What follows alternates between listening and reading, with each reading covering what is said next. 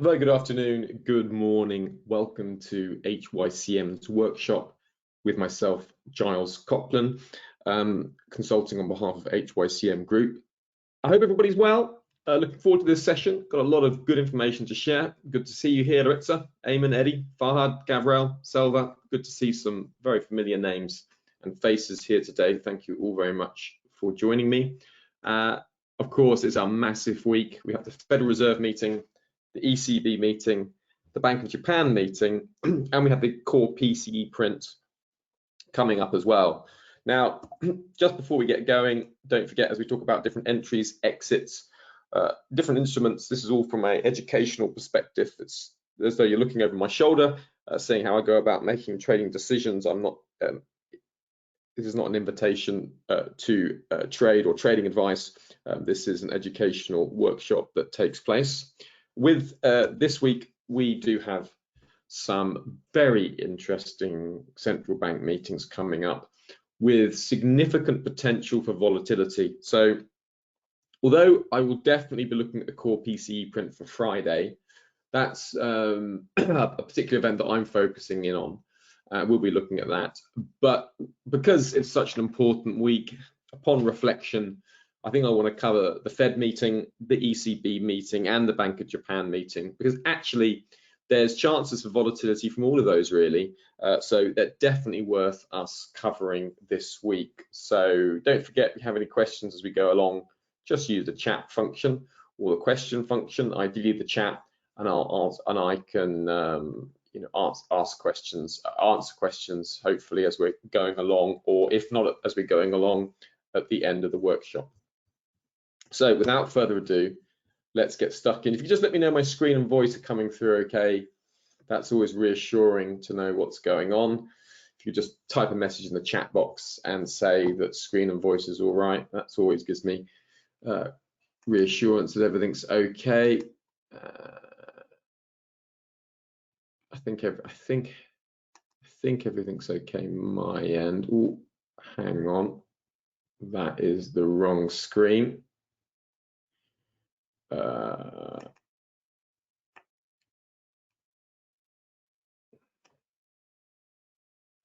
That's the correct screen. Okay, I'm glad I recognize that now. Right, so let's just pull up the calendar and have a look what's going on. So we've had that Reserve Bank of Australia inflation data out last night. Notice that was disappointment to the downside. That's good news for the Reserve Bank of Australia. It means they're less likely to hike interest rates now at the next meeting. If you just look at short-term interest rate markets, pricing has now changed, and we can see that there's a 73% chance they won't hike by 25 basis points. So that's put a bit of pressure on the Aussie-New Zealand dollar pair. So in the near term for today's session, because of that disappointing, because of that miss lower in the inflation data, that means you can expect sellers from any return back up to that pivot point on an intraday basis. And that's typically what you'd expect. I'm just going to check these settings. These settings are like their weekly pivot. No, they're daily pivots. That's fine. Okay, so any retracement up to 189 on the Aussie New Zealand dollar pair, expect sellers. If we get that during the US session, stops can be just placed above that R1 pivot area, looking for a potential profit target at the S1. If this S1 pivot breaks, then you might expect a retracement and another selling up at that Aussie New Zealand dollar level on that inflation miss. See, it's still elevated in the Australia, 6% down from 7%. But on aggregate, it's a general miss, isn't it? Just the median, which has come in slightly above forecast, but still below prior. So a little bit of relief creeping in there that the RBA won't need to hike interest rates in their meeting next week. The main event of today, of course, is the Federal Reserve meeting. Now, let's have a look what's expected. Economists projecting a hike to 5.375%, so a 25 basis point hike is expected. Short-term interest rate markets price in near 100% chance of a 25 basis point hike. So, the expectation is for the hike. From there, The expectation is that the Fed is going to hold for the rest of the year and then maybe cut interest rates in March, potentially May next year. So that's what pricing is at the moment. So markets have been pricing in the hike and a hold. Now, what to look for? What we need to look for is any indication where the Fed say that's the last hike. So if there's any indication that's the last hike, you'd expect the dollar to fall sharply, and you expect gold and silver to rise very, very quickly. Part of the reason for a little bit of the dollar weakness came on July the 12th, when we had that inflation print out of the US coming in very low. Look, the headline was 3%, which was below forecast, but it was the core that got the market's attention, coming in at 4.8%, below the minimum economist projection of 4.9%. That was a big miss. That's what allowed the dollar and gold to really rip higher. And if you just take a look at the dollar index, you'll see that, on that 12th of July, do you see how the dollar just fell? And that was because yields were falling dollar, falling yields. That all supported gold upside. And I personally took a long on gold on the 12th of July. Where are we? Here we go. Yeah, on the 12th of July, breaking out of that clear. And you see my price has been stepping higher, higher, higher.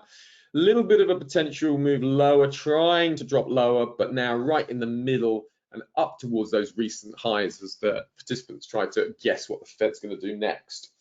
So that pricing, and then look at the inflation data. You can just see that headline inflation in the US, it's moving in the right direction now. 3%, that's pretty decent. The core higher at 4.8, but still stepping lower. So inflation is moving in the right direction. So is that going to be enough for the Fed to say, that's it, we don't need to hike any more interest rates? Will they? Is there even a chance? So the biggest thing to look for is if the Fed,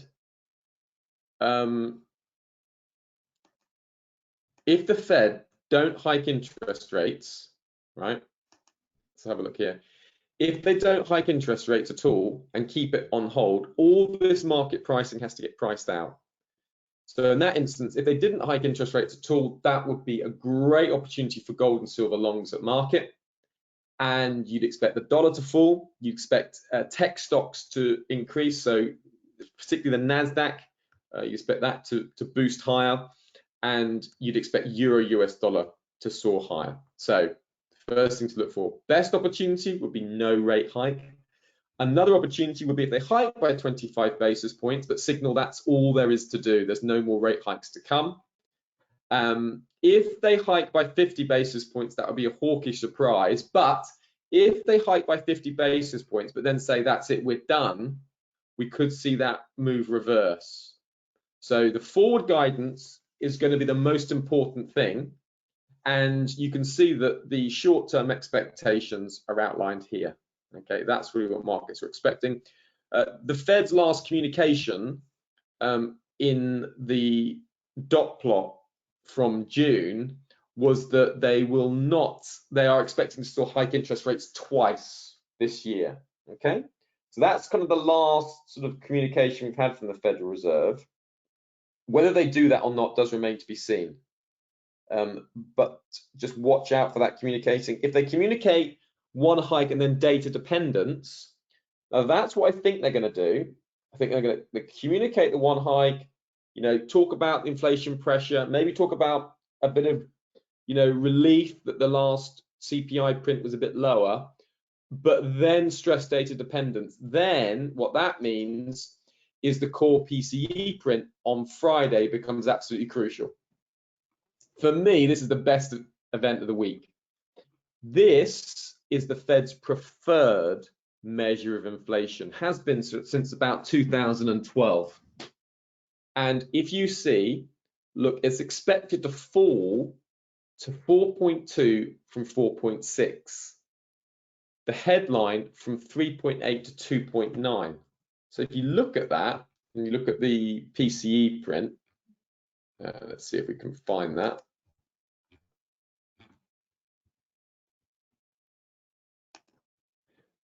Let's just see if we can get the PCE.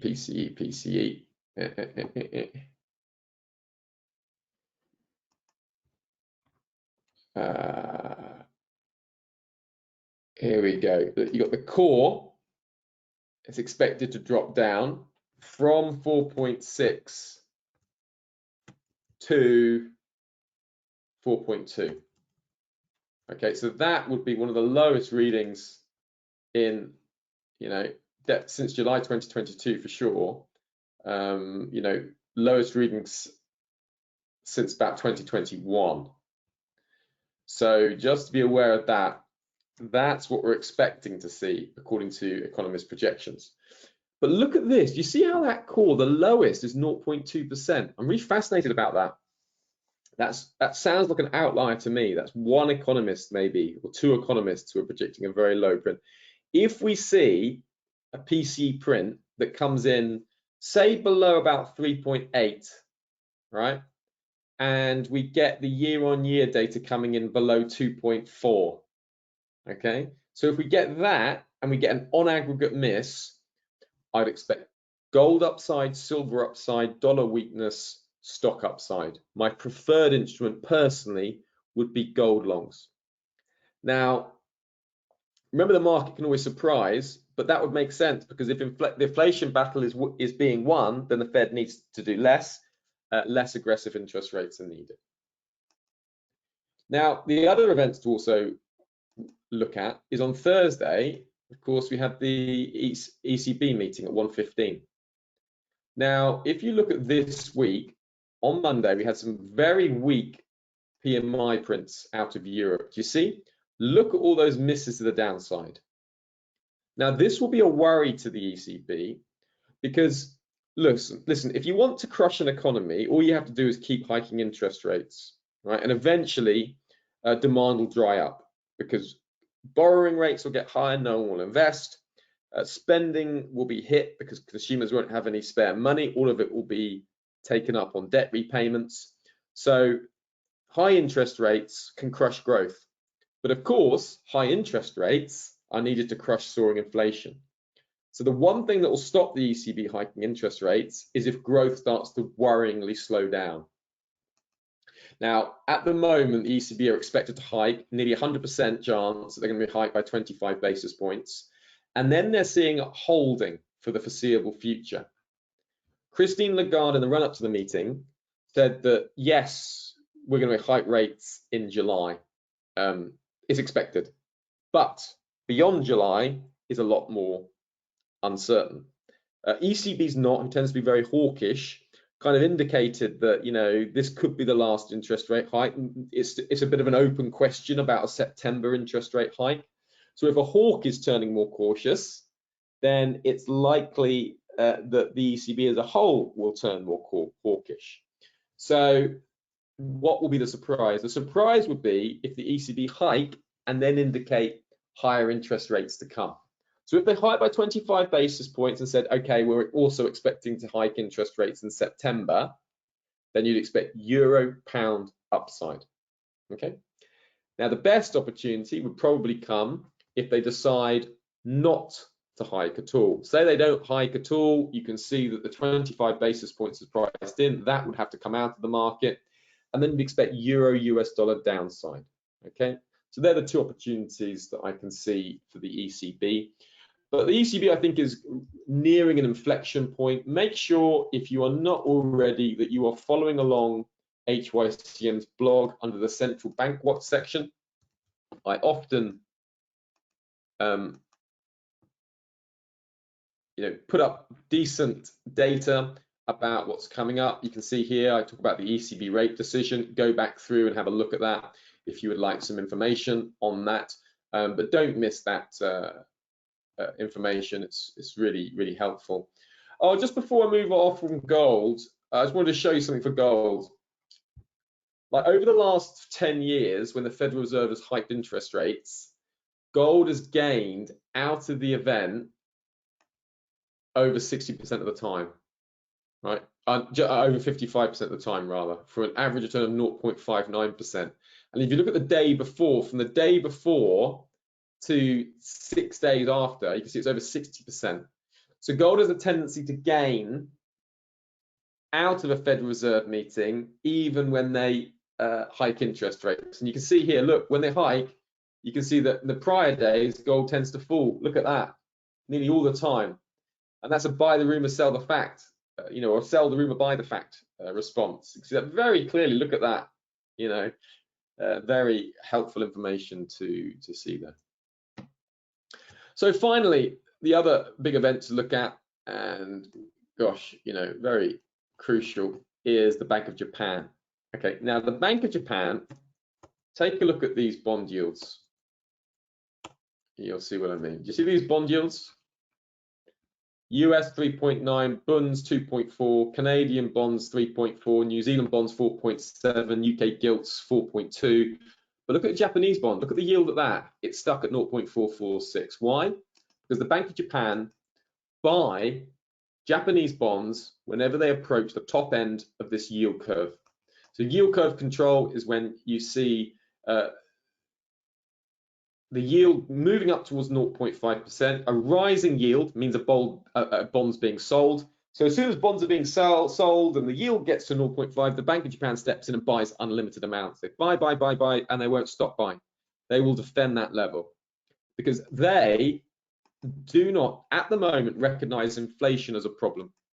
So because they don't recognize inflation as a problem, they don't want to see bonds being sold. They're not anticipating higher interest rates. Now, speculation is rising all the time that surely the Bank of Japan have to change their point of view.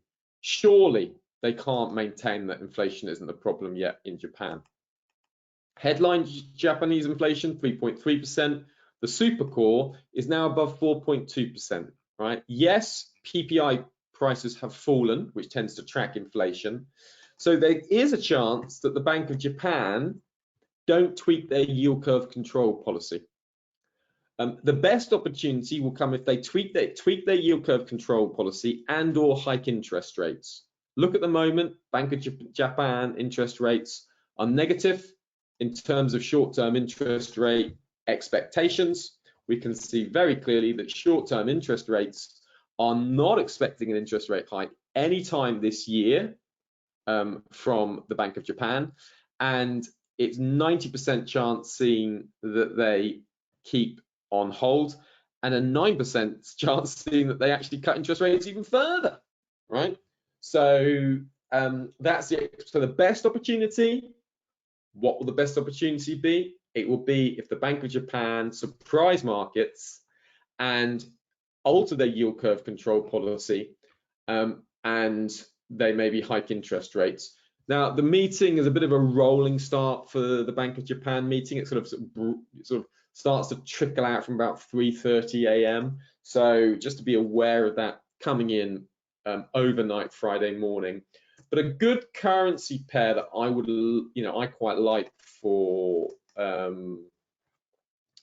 if the Bank of Japan decide to hike interest rates, then pound yen downside makes sense. You've got a symmetrical triangle pattern forming.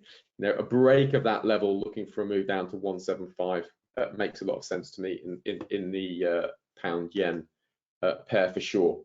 Okay, so that's definitely something that I'm looking at as we move closer into the Bank of Japan meeting. Okay, folks, that's a whistle-stop tour, but that's what I'm looking. Remember, the market always has the capacity to surprise, but they're the expectations, and they're some pretty big, decent events worth looking at. Now, in other news, normally the webinar runs on Monday when I do my week ahead. As of next Monday and the Monday after, I am away on my vacation in the summer, so I will be away for 2 weeks. So the next Monday I'll be back will be the 14th of August.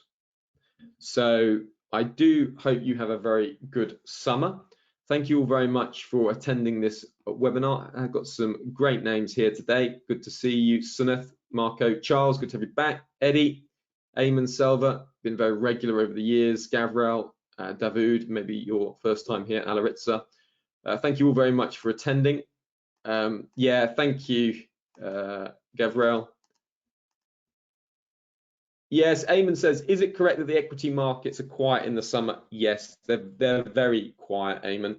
Let me just show you a little sense of that quietness. So let's just take the DAX, for instance, and let's take the DAX over the last sort of 25 years. Do you see August and September tend to be very weak seasonally? And if you just look over the last sort of 25 years, on average, it's fallen 4.65% for the DAX. If we take a look at the S&P 500,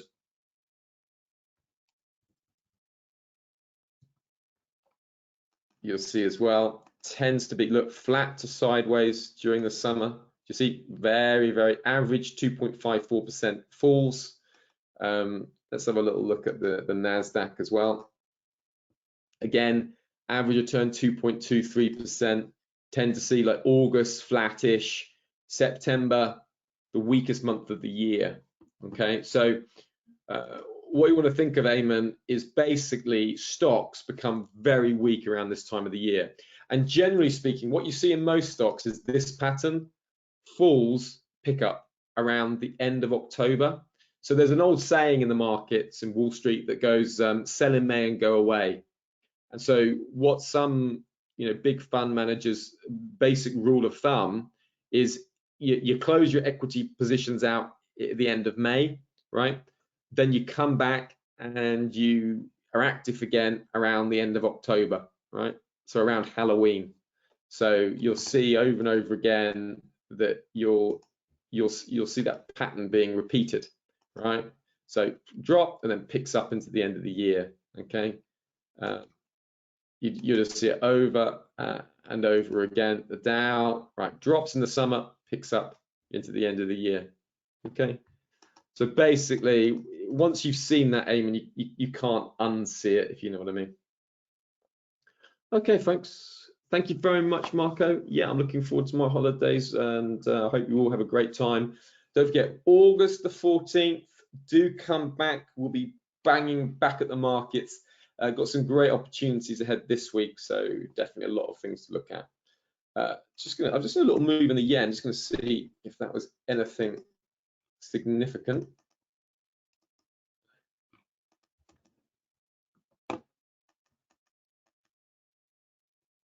No, nothing so far. Just saw a nice little bit of bid came into the yen.